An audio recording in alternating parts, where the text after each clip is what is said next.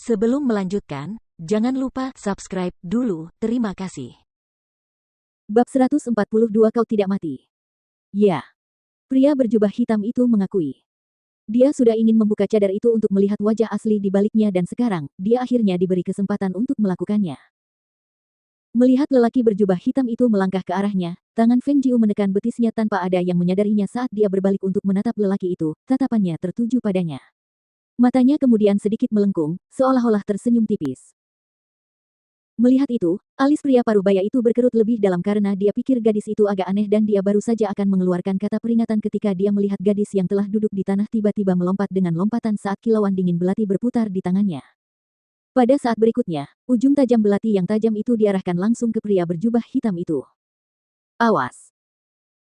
Sebuah teriakan keras terdengar dan para lelaki berjubah hitam di sekitar segera bereaksi namun yang mereka lihat hanyalah tubuh lelaki berjubah hitam yang sedang dalam posisi setengah jongkok saat ia mengulurkan tangan untuk menarik cadar gadis itu tiba-tiba menegang, sebelum ia jatuh ke tanah sambil mengerang. Berdebar. Kamu. Lelaki berjubah hitam yang telah menangkap dan membawanya ke sini membelalakkan matanya, benar-benar terpana saat melihat perubahan mendadak dan menyeluruh pada aura gadis itu. Sikap lembutnya kini tergantikan oleh hawa dingin.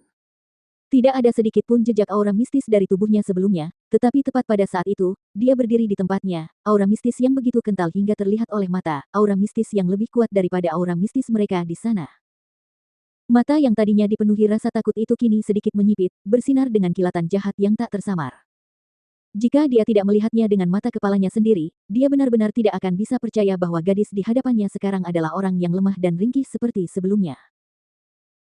Feng Jiu hanya berdiri di sana, tangannya memainkan belati yang indah dan tajam itu, matanya yang setengah menyipit menatap ke arah beberapa pria berjubah hitam di sekitarnya sebelum akhirnya jatuh pada sosok pria paruh baya itu.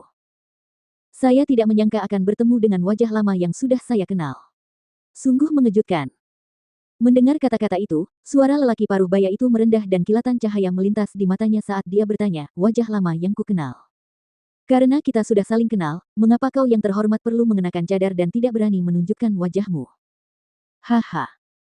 Feng Jiu tertawa pelan, tawanya seperti lonceng perak, sangat enak didengar. Di malam yang sunyi dan tenang ini, tawanya terdengar sangat jelas.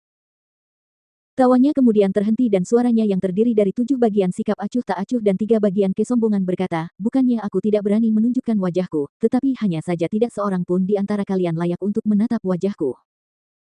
Dia menyapu pandangannya ke sekeliling halaman dan berkata, aku berasumsi tempat ini bukanlah tempat persembunyian yang sebenarnya, kan?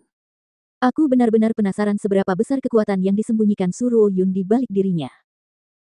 Ketika mendengar kata-kata itu, tatapan pria parubaya itu mengecil dan badai ganas akan muncul di dalam hatinya, mendorongnya untuk mundur selangkah. Tatapannya yang tajam dan ganas menatap tajam ke arahnya seolah-olah dia mencoba melihat wajah melalui cadar itu. Itu kamu. Kamu tidak mati. Hanya sedikit orang yang tahu tentang masalah ini dan mungkinkah gadis ini benar-benar Feng Qingge? Pasti benar karena dia merasa sosok itu dan matanya tampak agak familiar dan ternyata itu adalah gadis yang sama persis dengan yang mereka duga telah meninggal. Namun, dalam beberapa bulan yang singkat ini, bagaimana dia berhasil membawa perubahan besar seperti itu?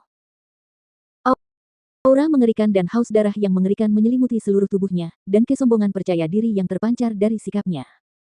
Jika dia tidak mengucapkan kata-kata itu, dia tidak akan bisa menebak identitasnya sama sekali, dan tidak akan bisa mengenali gadis itu sebagai Feng Qingge. Jika aku mati, bagaimana aku bisa datang membalas dendam pada kalian semua? Di balik cadarnya, ujung mulutnya sedikit melengkung, tatapannya menatap ke arahnya saat dia mendekatinya selangkah demi selangkah, mungkin, kamu bisa mencoba dan melihat apakah kamu bisa lolos dariku hari ini.